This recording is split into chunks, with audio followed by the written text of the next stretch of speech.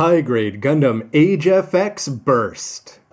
Hey, what's up again, everybody? It's Robert, 184, 2Rs2Bs, gundam.tk, and how many more times is that thing gonna get pulled out as we're coming towards the end of the high-grade Gundam Age line with this color variation with a few features thrown in. I'm talking about the Age-FX Burst from the end of the anime.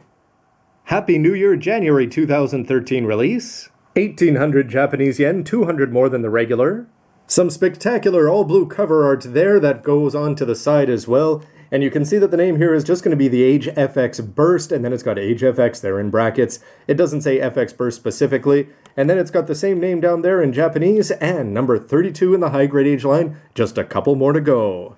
And don't forget, you can get this kit and lots more at HobbyLink Japan, links below. And here's a look at Kyo's second lead Gundam from the final quarter of Gundam Age. It's the Age-FX following up on the Age 3 there, and it's basically going to incorporate a whole bunch of technologies from various Gundams that came before it.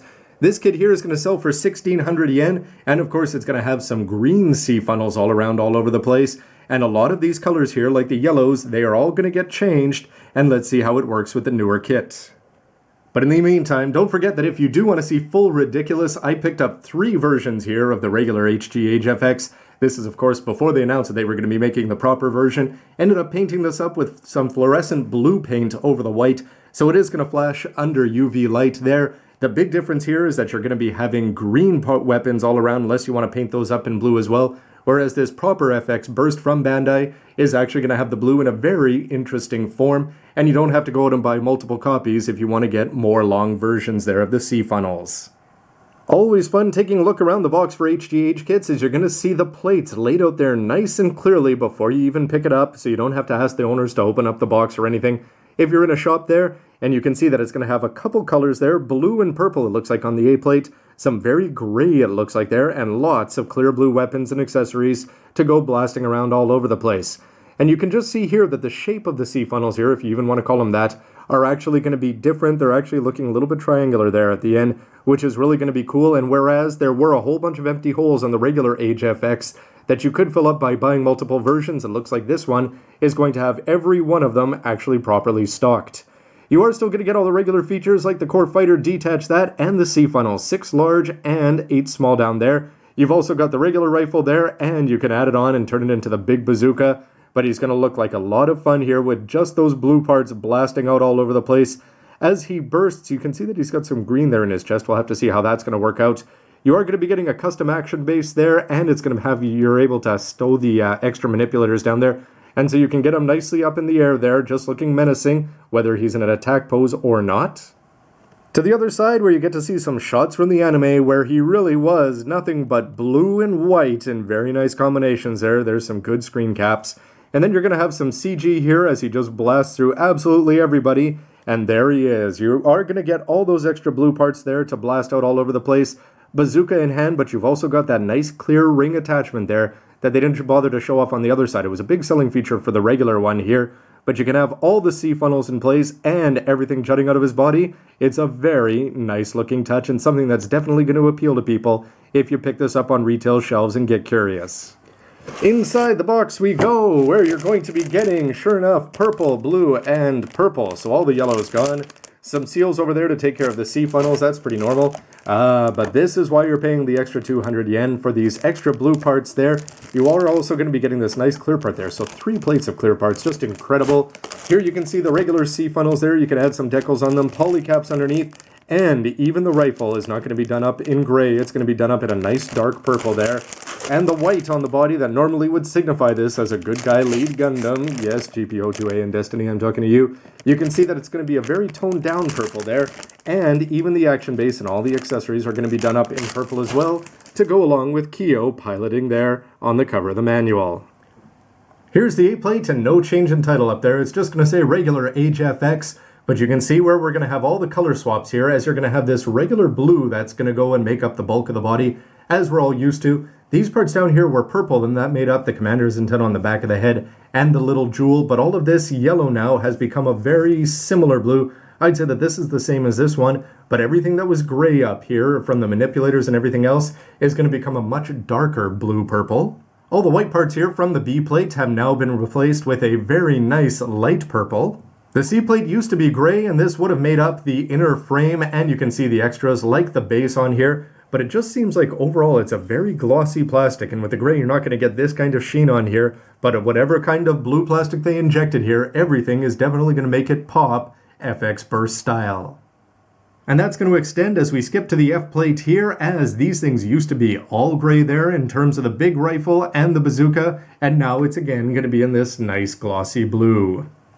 But on to the new and good stuff here. This is the E-plate, which is going to be giving you you're going to have a clear base actually there to attach this big ring on, so you can take all 14 of the C funnels and attach them in, alternate large, small, however you want, Simpsons movie style. You're also going to be getting a cockpit cover hatch there, and you've got that part there, which is disappointing again. It looks like from the cover art from the box that it should be done up in clear green, so you can go ahead and paint that up if you want to.